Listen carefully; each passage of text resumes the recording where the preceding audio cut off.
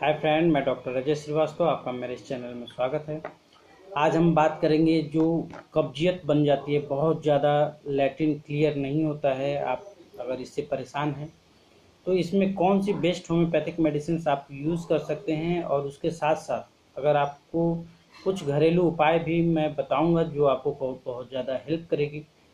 तो हम आगे बढ़ते हैं उसके पहले एक छोटा सा रिक्वेस्ट, ये वीडियो आप कंप्लीट रूप से देखें और वीडियो को लाइक, सब्सक्राइब और शेयर जरूर करें, ताकि आप तक वीडियो के जो नए इन्फॉर्मेशन है होम्योपैथ से रिलेटेड वो आपको पहुंचाए।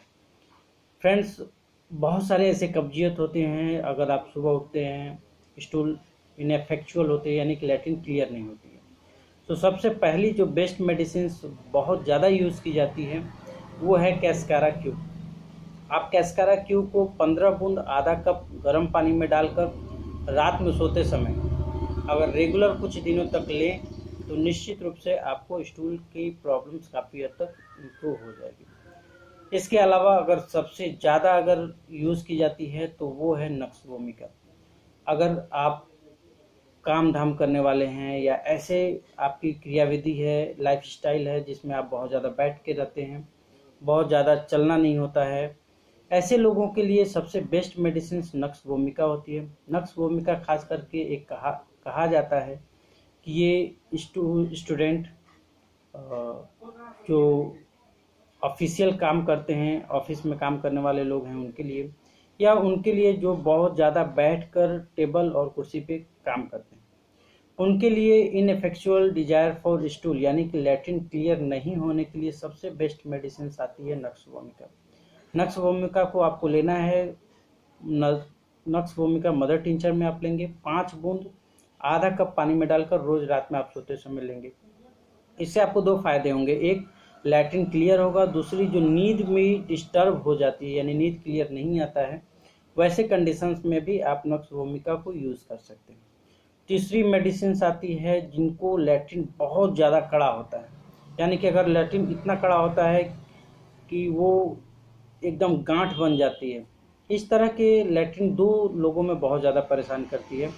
पहला तो बच्चों में, तो अगर बच्चे इस तरह के लैट्रिन से परेशान हैं, उनकी कब्जियत को दूर करने के लिए आप एल्यूमिना 30 ले लें, 5 बूंद आधा कप पानी में डालकर रोज़ सुबह यूज़ कराएं। दूसरी मेडिसिन आती है मैग्मियो।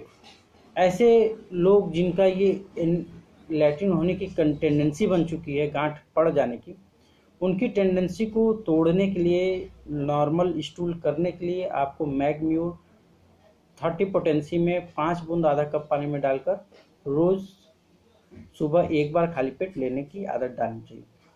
फ्रेंड्स, ये तो वो मेडिसिन हैं जो आपको हेल्प करेंगी, लेकिन उसके साथ साथ आपको कुछ अपने तरफ से मैनेजमेंट करनी चाहिए जो आपको काफ़ी हद तक हेल्प करे लैट्रिन क्लियर होने के लिए। तो हम बात करेंगे उन सारे एडिबल पदार्थ पे, यानी कि जो आप खाना ले रहे हैं, डाइट ले रहे हैं। पहली चीज़ तो आपको फाइबरस चीज़ लेनी चाहिए, यानी कि जैसे कि चना हो गया, गुड़ हो गया। आप रोज़ खाना खाने के बाद एक थोड़ा सा गुड़ खाकर पानी पीने की आदत जरूर डालें। इससे 2 फायदे होंगे, आपको खाना पचने लगेगा और दूसरा लैट्रिन में परेशानी कम आती है। दूसरी अगर बात की जाए जो सबसे बेस्ट यूज़ की जाती है वो है पालक। आपको करना ये है, पालक लेंगे और देसी पालक जो होती है यानी जिसको हम पालकी बोलते हैं, उसको आप डेली रोज़ रात में चाहे सॉस बना के यूज़ कर लें, या उसको सूप बना के पी लें, या उसको ऐसे आप सब्जी बनाकर यूज़ कर सकते हैं। तो अगर 1 महीने रेगुलर पालक की डाइट आप ले रहे हैं तो मुझे नहीं लगता है आपको फिर कभी हार्ट कॉन्स्टिपेशन की प्रॉब्लम होगी। इसके अलावा थोड़ा सा आपको मैनेजमेंट ये करना होता है कि बाहर की चीज़ों को ज़्यादा खाना प्रेफर करने से बचना चाहिए, जैसे कि तेल घी वाली चीज़। और एक चीज़ और, जो लोग बोलते हैं घी खाने से कब्जियत होती है, तो उसमें इम्प्रूवमेंट ये होती है कि आप देसी घी खा सकते हैं। देसी घी से कोई कब्ज नहीं होता है। कब्ज एडिबल ऑयल से होती हैं। जितने भी आप रिफाइन ऑयल यूज़ कर रहे हैं, जितने भी आप बाहर की चीज़ों को यूज़ कर रहे हैं, खास करके बाहर अगर आप छोले समोसे ले रहे हैं, तो वो एक दिन का तेल नहीं होता है। रेगुलर उस तेल को यूज़ करते हैं लोग और फिर उसको फेंकते नहीं है, फिर अगले दिन उसी में समोसे या छोले फिर बनाते हैं। तो ये कारण है जिसके वजह से हमारे पेट को बहुत ज़्यादा परेशानी होती है। एक और चीज़ बहुत ज़्यादा कब्जियत में राहत देती है और वो है मेथी। मेथी के दाने का आप पाउडर बना लें और 1 चम्मच रोज़, 1 चम्मच तो बहुत ज़्यादा हो जाएगा, आप आधा चम्मच रोज़ गर्म पानी से रात में सोते समय लेते हैं तो आपको हार्ड स्टूल की परेशानी काफ़ी हद तक निजात देती है। एक चीज़ और ध्यान रखना होता है कि आप रात में रोटी का इस्तेमाल ज़्यादा करें, चावल का इस्तेमाल बहुत कम करेंगे तो हार्ड कॉन्स्टिपेशन में काफ़ी हद तक 1 हफ्ते में ही इम्प्रूवमेंट होने लगती है। इसके अलावा बहुत सारे लोग अलसी, यानी अलसी जिसको आप बोल सकते हैं, तीसी जिसके यहाँ लोकल भाषा में यूज़ करते हैं, तीसी को आप पाउडर बनाकर रात में आधा चम्मच गर्म पानी में डालकर यूज़ करिए। तीसी से भी बहुत सारे, चूँकि तीसी फाइब्रस होती है, ऑयली होती है, तो ये हमारे कॉन्स्टिपेशंस को यानी आंतों को सूखने से काफ़ी हद तक बचाती है। ऐसे कंडीशंस में आप तीसी का भी इस्तेमाल कर सकते हैं। अब बात करते हैं हम सलाद के रूप में। आप सलाद के रूप में जो भी आपको लोकल मिल रहा है, खीरा हो गया हो, टमाटर हो गया हो, प्याज हो गई हो, होम्योपैथ में प्याज मना करते हैं, अगर आप होम्योपैथिक दवा खा रहे हैं तो कच्चे प्याज न लें, उसके जगह आप चुकंदर ले लें। और एप्पल साइडर विनेगर आता है, या एप्पल, एक सेव अगर रोज़ मिलता है तो आप रोज़ सुबह खाली पेट लें। ये वो 4 चीज़ें हैं जो आपको हार्ट कॉन्स्टिपेशन से काफ़ी हद तक होती है।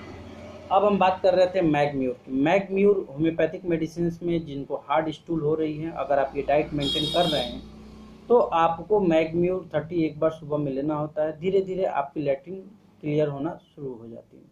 इसके अलावा अगर हम बात करें उन लोगों को जिनको लगता है कि लैट्रिन क्लियर नहीं है, यानी कि वो सुबह में 2 से 3 बार या 4 बार भी लैट्रिन करने के लिए जाते हैं लेकिन फिर भी संतुष्ट नहीं हो पाते, ऐसे लोगों के हार्ड स्टूल या इनएफेक्चुअल डिजायर फॉर स्टूल की मेडिसिन 2 आती हैं।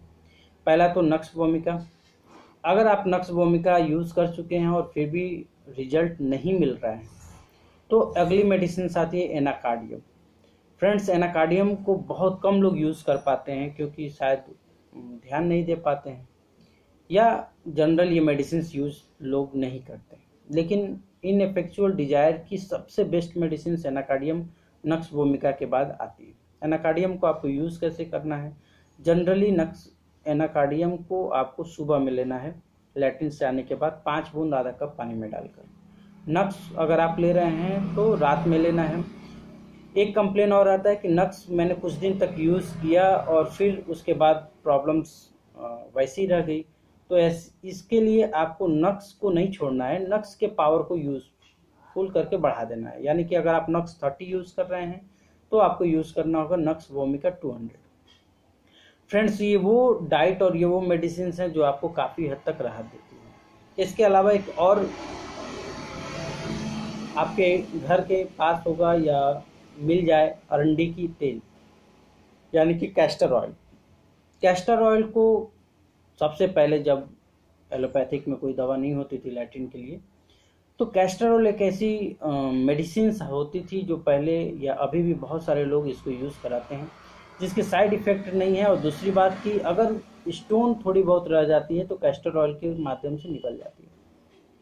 कैस्टर ऑयल को यूज़ कैसे करना है? कैस्टर ऑयल बहुत सारे लोग यूज़ करते हैं लेकिन थोड़ी सी गलती करते हैं। बेसिकली अगर आप कैस्टर ऑयल हर मेडिसिन से थक गए हैं, बहुत ज़्यादा रिजल्ट नहीं मिल रही है, तो थोड़ा सा सपोर्टिव देना ज़रूरी होता है। आप रात में खाना खा लेने के बाद 1 गिलास दूध लेंगे और उसमें कैस्टर ऑयल 1 चम्मच डालेंगे और उसको धीरे धीरे धीरे धीरे आप पी जाएंगे। ये क्रमशः अगर आप 3 दिन या 4 दिन तक रेगुलर लेते हैं तो आपको हार्ड स्टूल यानी कि लैट्रिन खड़ा होने की बीमारी काफ़ी हद तक निजात मिल जाएगी। तो ये वो डाइट थे फ्रेंड्स, और ये वो मेडिसिन हैं जो आपको सबसे बेस्ट लगे, यानी आपके करीब सिम्टम्स मैच करता हो, उसमें आप उस मेडिसिन के हिसाब से यूज़ कर सकते हैं।